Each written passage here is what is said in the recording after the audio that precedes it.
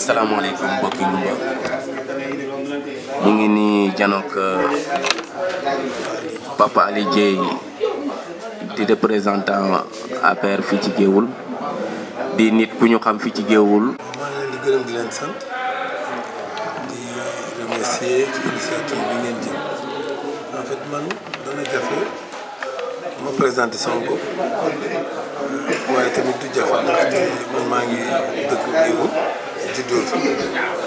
alors maa ngi liggéey Dakar fa laay exercer ci wàllu profession libérale maanaam sama liggéeyu bopp laay liggéey maa ngi liggéey ci intermédiation ak relation publique donc loolu mooy sama métier. léegi nag li nga xam ni moo tax Géoul xëy na ñu bari di ma xam dama toog ay jamono ba gis ni ab nit ci àddina da nga war a am njëriñ li nag du jëlub xaaj di jox mais participer ci sa développement dëkk loolu moo tax ma jël initiative gis lépp loo xam ne yaakaar naa ni mën na defar sama dëkk ma jàpp ci fu mu mën a jógee nag ak ni ma ko mën a jëlee te mu jaar ci yoon ak ci lu lew loolu ma dugal ci politique waaye comme li ko nit ñi waxee du ma politicien professionnel ndax politique man du métier ndax tey lii ma yëngu tey maa ngi ci parti au pouvoir waaye bu dee njëriñ direct rek mosuma ko ci am waaye nag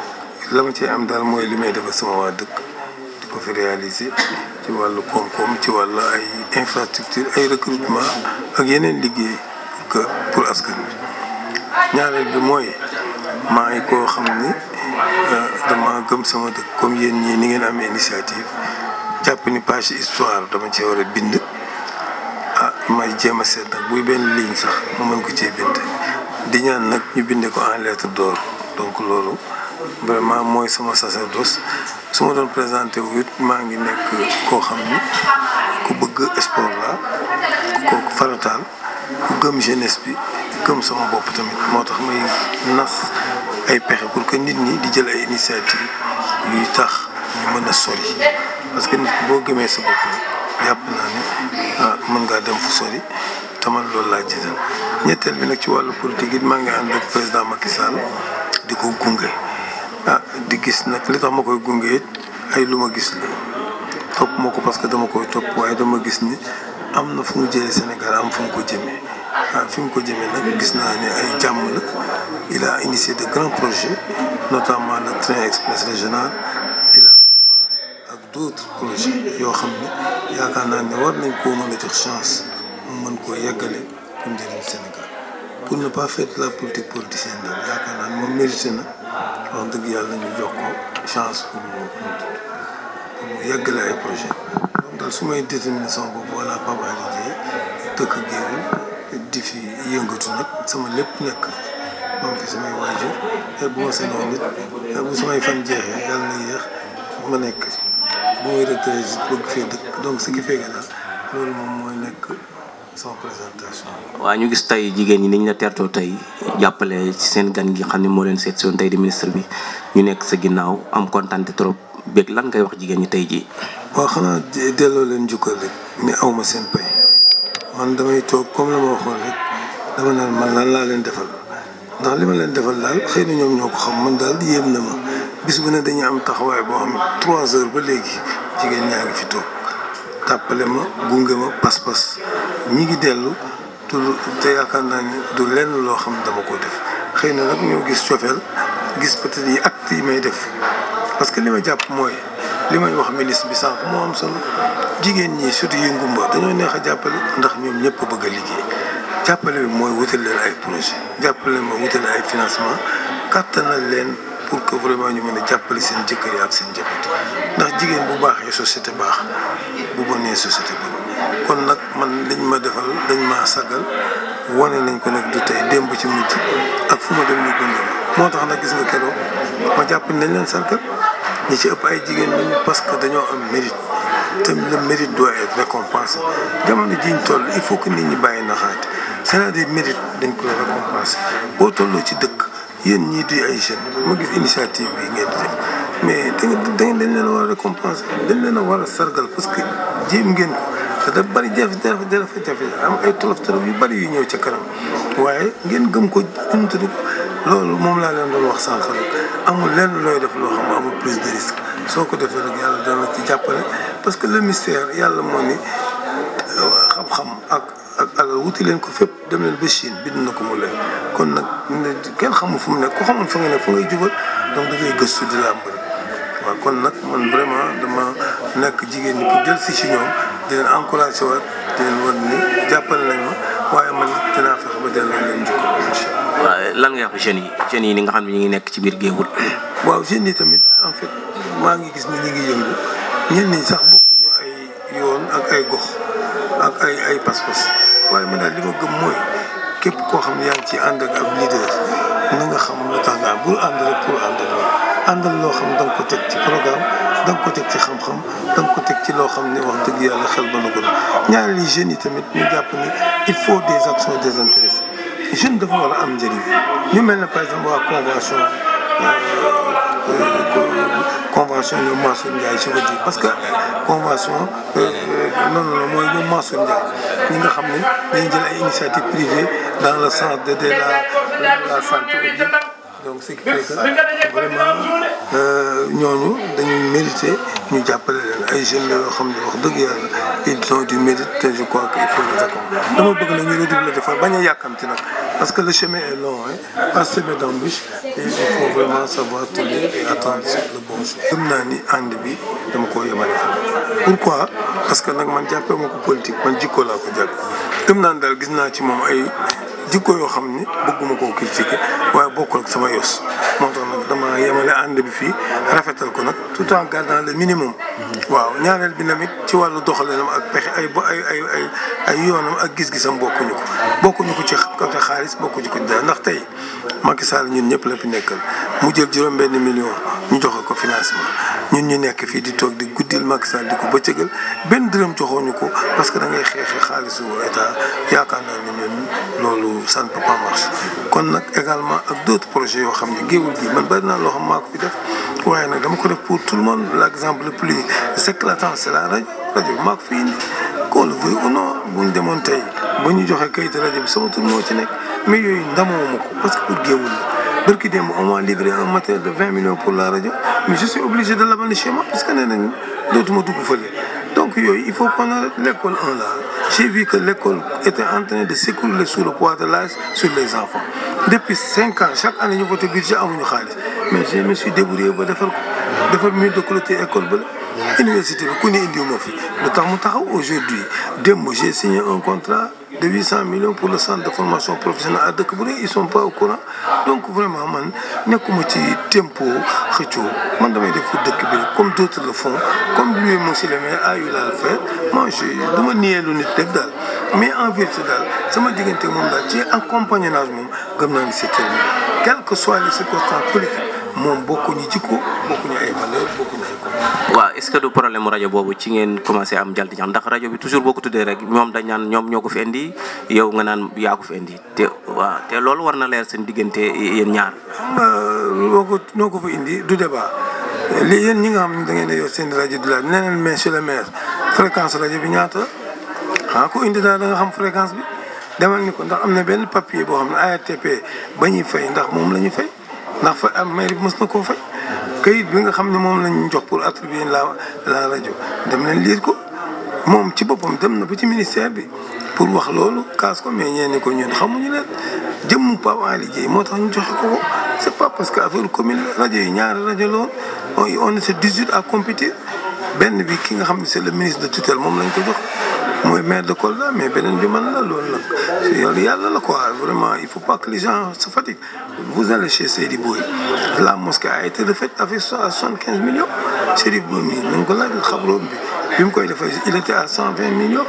mais bi mu demee man ko Seydi bàyyi ñu toqali ko on va mettre 75 millions ci loolu dans 3 jours tu vas aller chez Bayel sa mosquée va être refaite mosquée Guégal mosquée Thilla ça c'est moi personne n'y peut rien c'est-à-dire qu'on le veuille ou non donc yooyu man waru ñoon demoo loolu man dama ciy def rek keneen def ci bu ëllëgee dinaa dem wala ma retraité mais les gens continuent mais il faut que ñu nangu ku ne as tuut li nga ci def je crois que ça c'est le minimum mais en vérité man j'ai pas de problème ak ñoom nag ñooy jël ay problème di ko teg foo xam ne léegi nag li leer daal mooy jël naa sama yoon yaakaar naa gisal ngeen seen bopp fan yii sargal bi gisal ngeen seen bopp man du ma wax je pose des actes et les gens jugent. Aujourd'hui le ministre elle sait aujourd'hui qui est quoi qui et qui fait quoi loolu leer na quoi et puis élection yaa ngi ñëw on verra municipal yaa ngi ñëw tout ça on verra ce que ça va donner mais man je le fais dans la sportivité. waaw ci ministre boobu ngay wax ndax am na kàddu yoo waxoon fële ci sargal bi ñu am kàddu yoo waxoon nga ne ministre bi kii ñoom ñu taxaw ne ministre bi gisul woon bi ngay ñëw fii gisu ko xamul la sax waxoon nañ ko waaw. tey peut-être preuve la parce que man ministre bu ma xamul man loolu du sama problème de sacerdoce bi du caagee ministre xam maam xamul man li may indi comme résultat c'est ça l'important parce que aujourd'hui celui qui a été envoyé par le ministre c'est le directeur de la planification de la recherche et des financements monsieur Omar Samb tey maa ngi moom ñoo ci doon wax Omar Samb non seulement c'est un ami mais c'est le bras droit du ministre kooku fonctionnaire international c'est un fonctionnaire de l'État du jóg ay caaxaan ministre la ko envoyé defal ko mission defal ko ordre de mission oto bi fi ñëwoon oto AD xanaa une personne n'ose pas s'aventurer à faire ces choses moi je crois que il faut pas que nit ñi di boiter dans les caniveaux c'est-à-dire un débat de caniveau mooy wax ay détails yu ñàkk solo yooyu dafa ñàkk solo trop ay ministre bi xamuma xam na ma mais aujourd'hui vous l'avez entendu parler bu ministre bi au-delà de la personne de ministre au-delà de sa personne mais ministre bi c'est ma sœur mook sama grande sœur ñoo bokk bi ma bokkal ndey ak baay ñoom ñoo nekk doon kii ba muy mariage maa nga fa woon j'étais tout jeune parce que zone àll de ko ñu dëkk au-delà de ça on a des rapports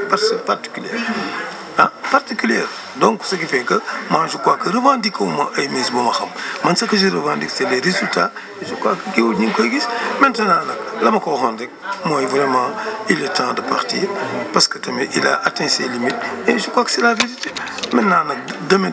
nous donnera raison et on verra maintenant moi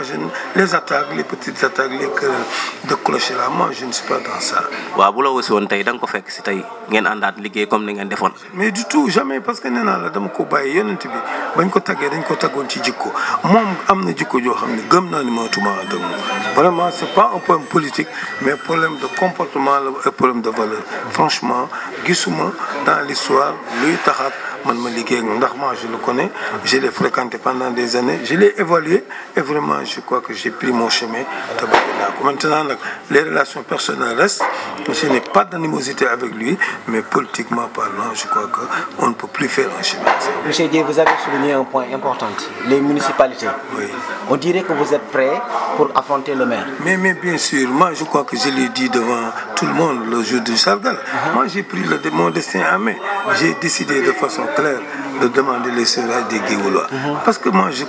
le crois, en toute simplicité, je crois que je suis capable de porter ce flambeau. Lui il le sait, il tourne en rond, il fait de la politique politicienne, mais il sait qui je suis. loolu nag duma ko tiitaroo parce que moom li mu am nangul naa ko yàlla jox na ko teraanga ma nangul ko waaye li ma mën nag na ma ko nangul loolu bu ko nangul it histoire moo koy condamné et je crois qu'il faut pas qu'il rate le train de l'histoire il est temps qu'il parte il a fait 19 ans il a fait ses preuves il a atteint ses limites.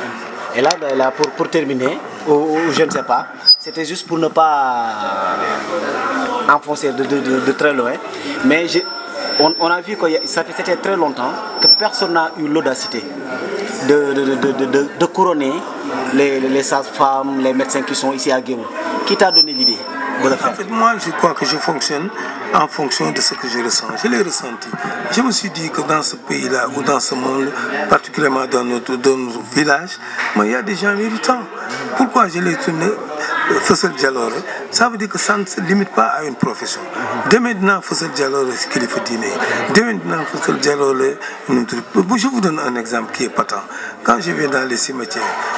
Diargagna que l'on voit, moi c'est un cas qui me frappe, qui me pose problème. Comment un homme comme ça, la municipalité ne le prend pas en charge? Il est dévoué. Même s'il gagne des petites miettes, on devait le prendre comme un citoyen d'honneur, mais également un agent municipal. La première note que je vais prendre, c'est de le prendre comme agent municipal, parce que les cimetières, c'est des cimetières municipaux. Donc, ce qui fait que Feussel Dialoré, ça ne se limite pas à la profession des médecins. Demain, ça peut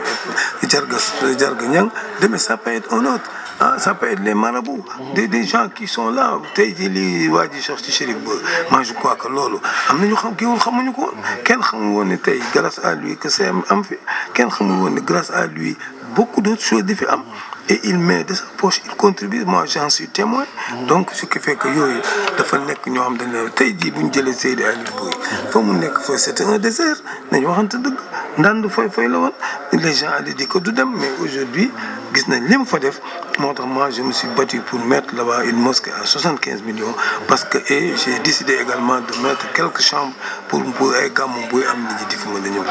aujourd'hui la rajo tey maa ngi dégg maire bi nga xam ne jógee na fi gaañ ñuy ëpp ay rajo di ko tàggee loolu dañ ko weesu